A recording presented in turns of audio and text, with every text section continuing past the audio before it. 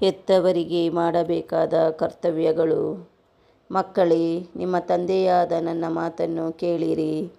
ನೀವು ಸುರಕ್ಷಿತವಾಗಿರಲು ಅದರಂತೆ ನಡೆಯಿರಿ. ಸರ್ವೇಶ್ವರ ಮಕ್ಕಳಿಗಿಂತ ಮಿಗಿಲಾಗಿ ತಂದೆಗೆ ಗೌರವ ನೀಡಿದ್ದಾರೆ. ಗಂಡು ಮಕ್ಕಳ ಮೇಲೆ ತಾಯಿಗೆ ಅಧಿಕಾರವನ್ನು ಅನುಗ್ರಹಿಸಿದ್ದಾರೆ. ತಂದೆಯನ್ನು ಸನ್ಮಾನಿಸುವವನು ತನ್ನ ಪಾಪಕ್ಕೆ ಪ್ರಾಯಶ್ಚಿತ್ತ ಮಾಡಿದವನಂತೆ. ತಾಯಿಯನ್ನು ಗೌರವಿಸುವವನು ನಿಧಿ ಶೇಖರಿಸಿಟ್ಟುಕೊಂಡವನಂತೆ. ತಂದೆಯನ್ನು ಗೌರವಿಸುವವನಿಗೆ ತನ್ನ ಸ್ವಂತ ಮಕ್ಕಳಿಂದ ಆಗುವುದು ಸಂತೋಷ. ಅವನು ಪ್ರಾರ್ಥನೆ ಮಾಡುವಾಗಲೆಲ್ಲ ದೊರಕುವುದವನಿಗೆ ಪ್ರತ್ಯುತ್ತರ. ತಂದೆಯನ್ನು ಗೌರವಿಸುವವನು ಬದುಕುವನು ಬಹುಕಾಲ. ಸರ್ವೇಶ್ವರನಿಗೆ ವಿಧೇಯನಾಗಿರುವವನು ತಾಯಿಗೆ ಬರಮಾಡುವವನು ಸಮಾಧಾನ. ಅಂಥವನು ಸರ್ವೇಶ್ವರನಿಗೆ ಸೇವೆ ಮಾಡುವಂತೆಯೇ ಮಾಡುವನು ಸೇವೆ ಹೆತ್ತವರಿಗೆ. ಹೆತ್ತವರನ್ನು ಸನ್ಮಾನಿಸು ನಿನ್ನ ನಡೆನುಡಿಗಳಿಂದ. ಹೀಗೆ ನಿನಗೆ ದೊರಕುವುದು ಆಶೀರ್ವಾದ ಆತನಿಂದ.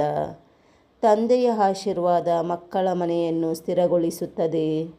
ತಾಯಿಯ ಶಾಪ ಅವುಗಳ ಅಸ್ತಿವಾರವನ್ನೇ ಕಿತ್ತು ಹಾಕುತ್ತದೆ. ಹಿಗ್ಗದಿರು, ತಂದೆಗೆ ಅವಮಾನವಾಗುವಾಗ. ತಂದೆಯ ಅವಮಾನ ನೀಡದು ನಿನಗೆ ಸನ್ಮಾನ.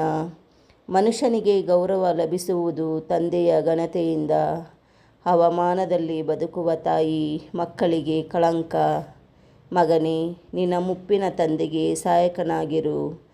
ಅವನು ಬದುಕುವವರೆಗೂ ಅವನ ಮನಸ್ಸನ್ನು ನೋಯಿಸದಿರು. ತಾಳ್ಮೆಯಿಂದಿರು. ಅವನ ಬುದ್ಧಿ ಮಂಕಾದಾಗ ಅವನನ್ನು ಹೀನೈಸಬೇಡ. ನೀನು ಬಲವಂತನಾಗಿರುವಾಗ ತಂದೆಗೆ ಮಾಡಿದ ಉಪಶಮನ ಅಲಿದು ಹೋಗದು. ಬದಲಿಗೆ ನಿನ್ನ ಪಾಪಕ್ಕೆ ಪ್ರಾಯಶ್ಚಿತ್ತವಾಗಿ ಪರಿಣಮಿಸುವುದು. ದೇವರು ಅದನ್ನು ಸ್ಮರಿಸಿಕೊಳ್ಳುವವರು. ನೀನು ಕಷ್ಟಕ್ಕೆ ಗುರಿಯಾದಾಗ ಬಿಸಿಲಿನಲ್ಲಿ ಮಂಜಿನಂತೆ ಕರಗುವುವು ನಿನ್ನ ಪಾಪಗಳೆಲ್ಲ. ತಂದೆಯನ್ನು ಕೈಬಿಡುವವನು ದೇವದೂಷಕನಂತಿರುವವನು.